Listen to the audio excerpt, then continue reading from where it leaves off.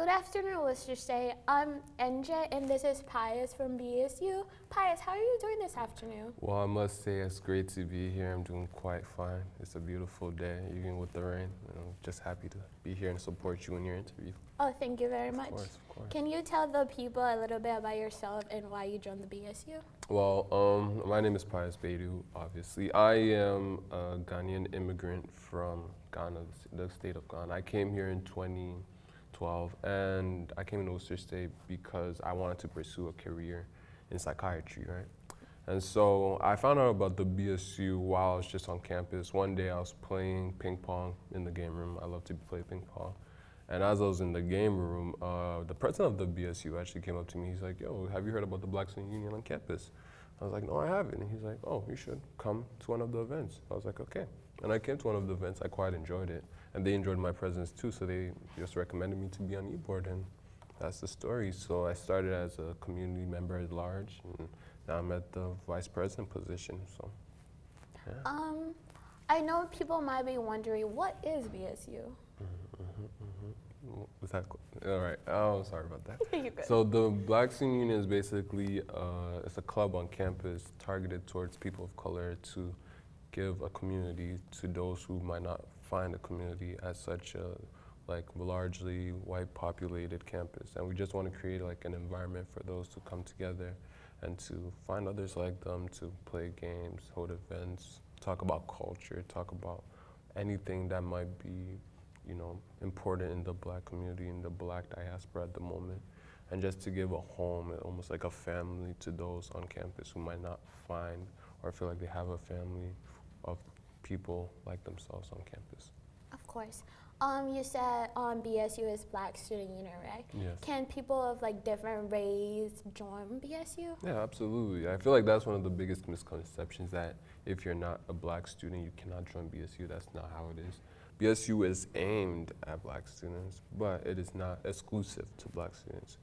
Anyone can join it, anyone can become part of the club, can become part of the culture, but our aim is to find those who are, our target audience is people of color specifically. Yeah. Specifically, okay. Yes. You said something about events you guys host. Yes. What are some events you guys host for Worcester State? So we host a wide variety of events depending on the year. Last year, for example, we did a paint night, a steady paint night. We also did a little ball, a gala. And I'll actually talk about the gala. The gala was our biggest event of last year. We had approximately 200 people come. It was this, well, you know what a gala is, obviously. Yeah, obviously, right? Yeah. I do. But we had a gala, and we had people come together, and we had people in our club be models, right? So at the gala, we had modeling, we had food, we had dancing, we had et cetera, right? And the models were selectively picked from the actual club members, whoever volunteered, and we had them put into 4 different categories of attire to wear. Either Black excellence, denim on denim, African wear, or street wear, right? And they can choose either 1 or 2 different categories to be a part of, where they can create an outfit and they would walk in the gala and show off their outfit.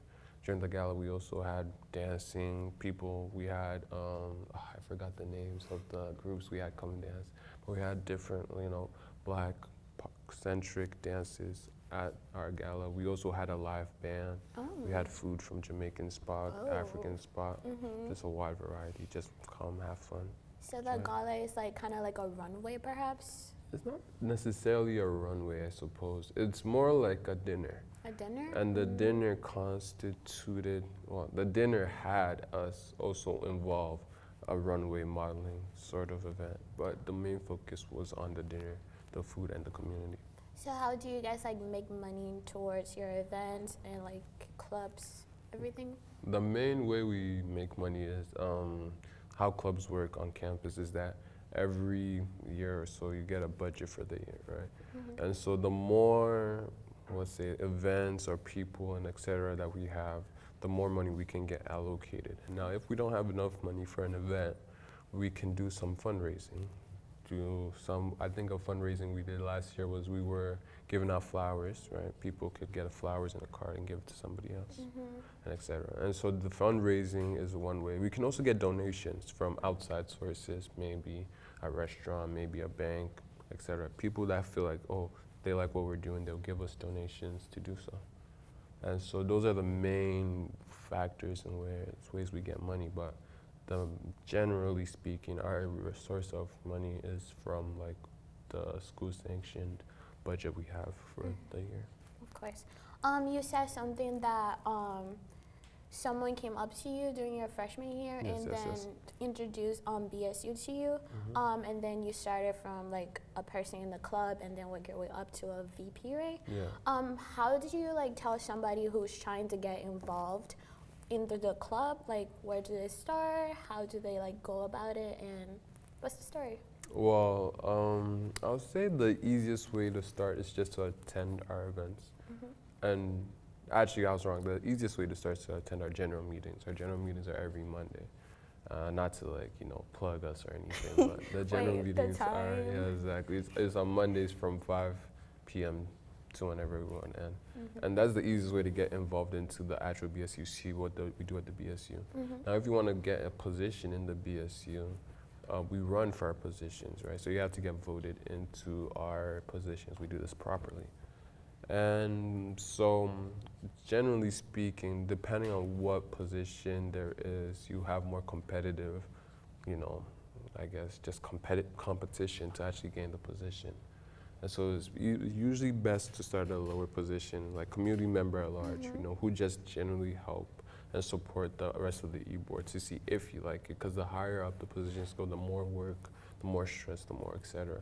But if I was to start all over again, I'll say start by just attending meetings and being consistent.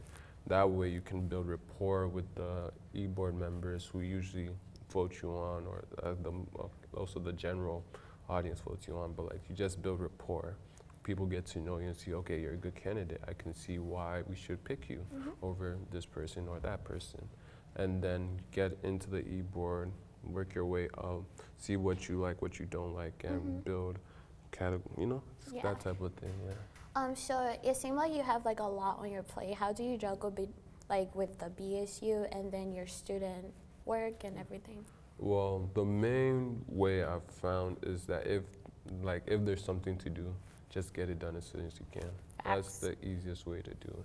Another method is to actually make sure that as a VP, my main job is delegation. Well, okay, the president delegates and I help the president, right? So sometimes whatever the president needs done, I'll go to do it. But since the president, they're usually in the meetings and contacting this person, that person, my main job is to try to talk to the rest of the e-board members and keep them I guess sane almost, because it can be a lot. And to talk to them, to bounce things out with them. And that can get very hectic. So the main idea is that after a certain time, after a certain period, I'm like, okay, I won't think about BSU, I'm doing homework and I'm not available. After that period, I come back into the world, that type of thing. But it's very, very orderly. You have to have certain points of period where you're like, I can't do this. Can somebody else do this? You have to be able to communicate when too much is on your plate, because if I have to study for 3 exams, but then I have to start planning this event, I can't do that. So I can talk to somebody else on the e-board and be like, hey, this is what's going on. Could you please help me out? Of course. And so it's a mix of knowing your schedule and also knowing that what you can't do is okay if you can't do it. And you can ask for help. And that's what it is. So you guys in your community are very close? Yes, we are very close, or we try to be at least, It takes a lot to actually get that close, but it's a lot of, doing events together outside of the general events and, the big things. Like, yes, we have, working together, you build rapport with people, you build relationships, but it's not the same as actually going out, hanging out with each other, spending time in each other's companies, listening to each other's struggles. That's what really builds a relationship, and it allows for us to be able to communicate with each other and to work well with each other in the way that we try to do. And so, yeah. So I've been to one of your event you threw, I think it was like last month, I'm not sure. But like, months ago, so. yeah, a few months ago. Yeah. And it was like very like, there's a lot of people. Yes. One Was it time, the cookout? yeah, one time yeah. like it wasn't enough food, and There I was was like, not, yeah. what happened? So do you guys like go through that often? Like if you like think about like, say we're expecting like 30 people, and then like, I don't know, like 50 or 60 people show up. Like, what do you guys do in that process? In that process, if we'll be honest, we were expecting about 100 people, so double that came. And in that, most of the time we try to get drinks and snacks and etc., but it never really fills, you know, the same way the food would actually do. And so in moments like those, we just kind of sadly have to accept defeat because we didn't realize our own like impact and our own, I guess, advertising, how will our advertising work, that people from all over were coming, different campuses were coming just to have a piece of, you know, our event, you know, to spend the time there, you know, all that good stuff. And so moments like those, it's like it's hard to know what to do because we can't get food immediately. You know, it's a whole process to order the food. So we just try to sanction off the food as well as we can, you know. Even sometimes we might have to get stingy, and sorry about that. But in moments like those, that's the best we can do at the moment if we want to be as fair as possible to everybody attending. But the games are pretty good though. Yeah, they're really you know, good. we try our best. Of we try our best. Our it's e-board very is great. phenomenal. Yeah. Our e-board is phenomenal about things like that. Yeah.